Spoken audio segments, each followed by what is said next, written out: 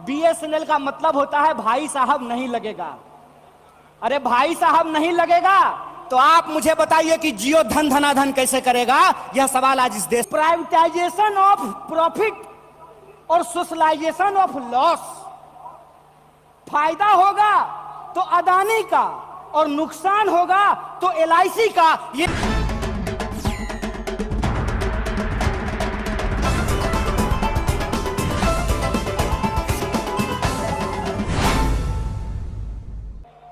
एक नौजवान होने के नाते भारतीय राष्ट्रीय कांग्रेस की जो मौजूदा स्टीयरिंग कमेटी है उसने जो संविधान में एक संशोधन किया है कि पार्टी प्रतिनिधित्व में हर एक स्तर पर 50 वर्ष से कम उम्र के व्यक्ति को 50% तक सीट जो आरक्षित किया गया है, मैं इस देश के नौजवानों के बिहाफ पर भारतीय राष्ट्रीय कांग्रेस को कोटि कोटि धन्यवाद करना चाहता हूं। दोस्तों, मैं समझता हूं कि ये एक महत्वपूर्ण रेजोल्यूशन है। महत्वपूर्ण रेजोल्यूशन इसलिए है कि आप सब जानते हैं कि भारत दुनिया का सबसे नौजवान देश है।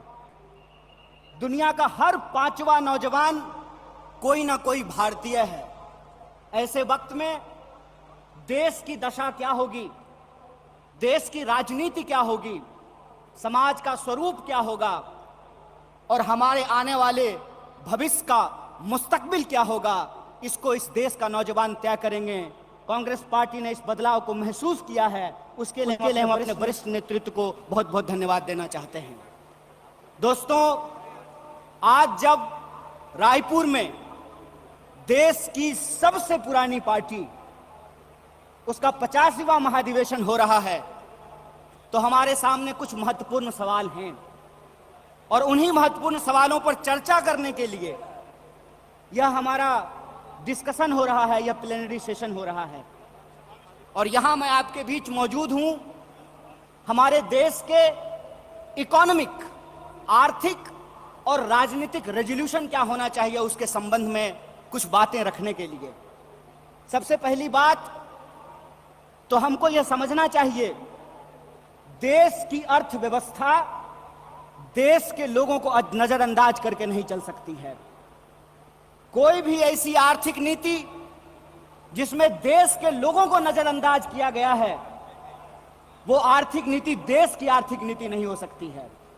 और आज हम जिस मोड़ पर खड़े हैं, हम देख रहे हैं कि नारा देश का लगाया जाता है, नाम देश का लिया जाता है और तिजोरियां दोस्त की भरी जाती है। ऐसी आर्थिक नीतियां आज इस देश के अंदर लाई जा रही है। मेरा एक सीधा सवाल है इस देश के हुक्मरानों से, कांग्रेस पार्टी का एक आम कार्यकर्ता होने के चलते, कि ऐसी कौन सी ऐसी नीति है कि देश गरीब हो रहा है। हमारा आर्थिक आंकड़ा हमको बताता है कि देश में सबसे ज्यादा बेरोजगारी है आज के वक्त में। कोई ऐसा सेक्टर नहीं है जहां बेरोजगारी सर चढ़ करके बोल नहीं रही है। आप तमाम सर्वे उठा करके देख लीजिए, लगातार अमीर और गरीब की खाई बढ़ती जा रही है। इस देश के संसाधनों पर मुट्ठी भर लोगों का कब्जा होता जा रहा है। वैसी परिस्थिति में जो देश की संकल्पना है, जिसको महात्मा गांधी ने देखा है, जिसको मौलाना अबुल कलाम आजाद ने देखा है, जिसको सुभाष चंद्र बोस ने देखा है, जिसको श्रीमती इंदिरा गांधी ने देखा, जिसको स्वर्गीय राजीव गांधी ने देखा, जिसको इस देश की संविधान ने इस रूप में वर्णित किया है कि देश देश के लोगों से बनता है। जब देश देश के लोगों से बनता है तो आप मुझे बताइए कि देश कैसे गरीब हो रहा है और देश के 2-4 पूंजीपति कैसे अमीर हो रहे हैं। यह कौन सी ऐसी जादू की छड़ी है जो मौजूदा सरकार चला रही है? आप मुझे बताइए कि आम लोगों की आमदनी घटती जा रही है और देश के 1-2 पूंजीपति दुनिया के अमीरों की सूची में जाकर के शुमार हो जाते हैं।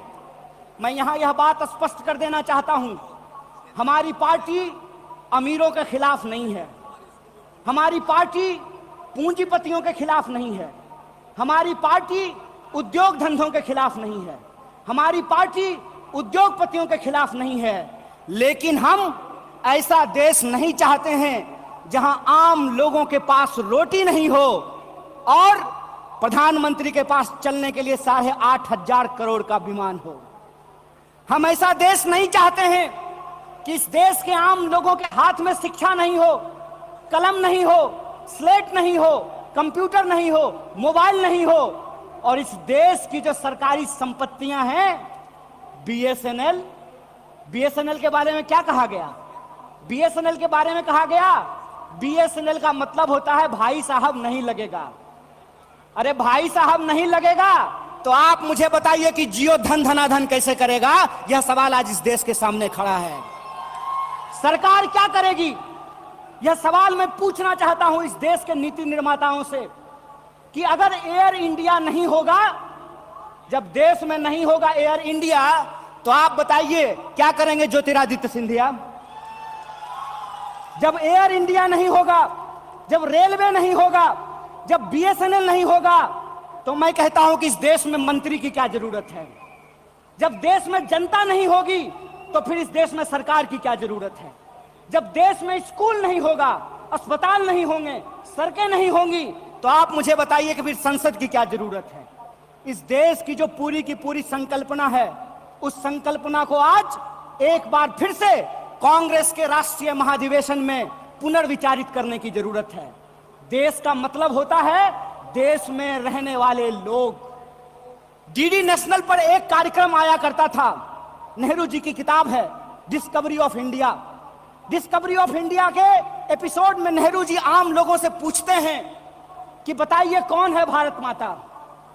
किसको भारत माता कहते हैं? भारत माता इस देश में रहने वाले लोग हैं। जब हम भारत माता की जय बोलते हैं तो भारत माता की जय बोलने का मतलब है इस देश के 140 करोड़ लोगों की जय।